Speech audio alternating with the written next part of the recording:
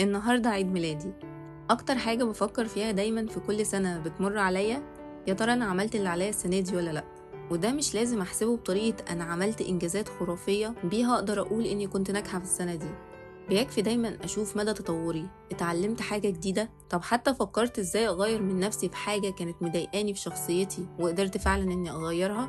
أو حتى إني طول فترة السنة دي حاولت على قد ما أقدر إني مأذيش حد، وعرفت إني أكون شخص داعم للي حواليا. النجاح، الإنجاز مش بس إني لازم أكون عملت حاجة الكل بيحكي وبيتحاكى بيها. أنا لو قدرت إني أوصل لإن بقى عندي سلام نفسي في علاقتي بنفسي فده إنجاز كبير جدا. لو كل الاضطرابات اللي حوالينا والمواقف المؤذية اللي مرينا بيها وعرفت إني لسه أحافظ على صحتي النفسية من الاكتئاب والانهيار، ده في حد ذاته إنجاز كبير جدا. لو عرفت بس أخرج من السنة دي بعلاقة كويسة مع ربنا وحسيت إني راضية ومطمنة، فده إنجاز كبير جدا. حياتنا مش كلها زي بعض، ومش لازم اللي غيري عمله من إنجاز أنا كمان أكون عملته عشان أقدر أحكم على نفسي إني ناجحة. طالما حياتي ماشية بخطى ثابتة وعارفة أحافظ على صحتي النفسية وبتعلم من أخطائي، وكل ما بقع برجع أقوم وأقاوم، فأنا كده راضية ومبسوطة جدا إن السنة دي ما ضاعتش هدر، وقدرت أنجز فيها بالشكل الكبير ده. وأقدر دلوقتي أقول لنفسي كل سنة وأنا طيبة.